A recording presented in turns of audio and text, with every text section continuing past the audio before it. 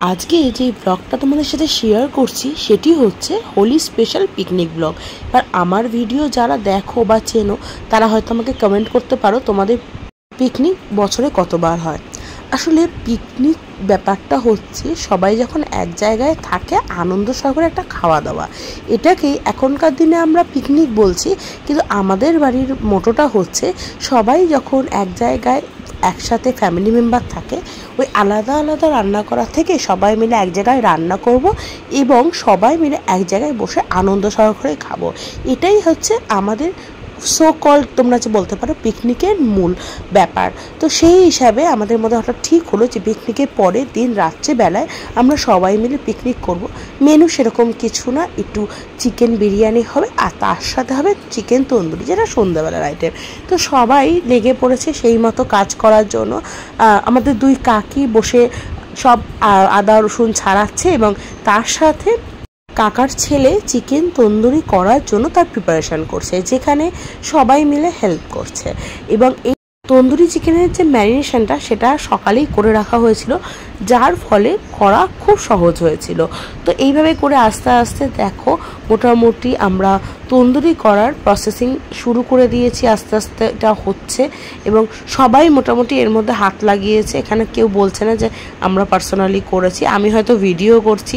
আমি যখন করছিলাম তখন বৌদি একটু ভিডিও করে দিচ্ছিল। এবার সবাই মিলেই আমরা টুকটুক টুকটুক করে করছি। আর এটা যেহেতু একটু সময় সাপেক্ষ ব্যাপার, একটু টাইম ধরে এবং ঘুরিয়ে ঘুরিয়ে করতে হয়।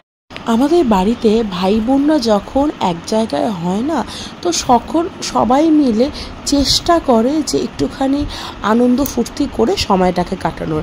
এখানে দেখো তন্দুরি চিকেন হয়ে গেছে আর কোনো একটা শেফ ছিল যার মতো করে আমার ভাই ওই নুন এবং গোলমরিচ এবং লেবুর রস দেওয়ার চেষ্টা করছিল। আমার এখন ঠিক মনে পড়ছে না কোন শেফে, তবে ও বলছিল বলে আমি বললাম দাঁড়া আমি তোর এই নুন দেওয়ার কাটিংটা একটু ভিডিও করি, হয়তো সেই শেফের চোখে পড়েও যেতে পারে, তাই না? তো যাই হোক হয়ে গেল। এবার চিকেনের এই ডিশটা চিকেন তন্দুরি সবাই মিলে খুব এনজয় করেছে।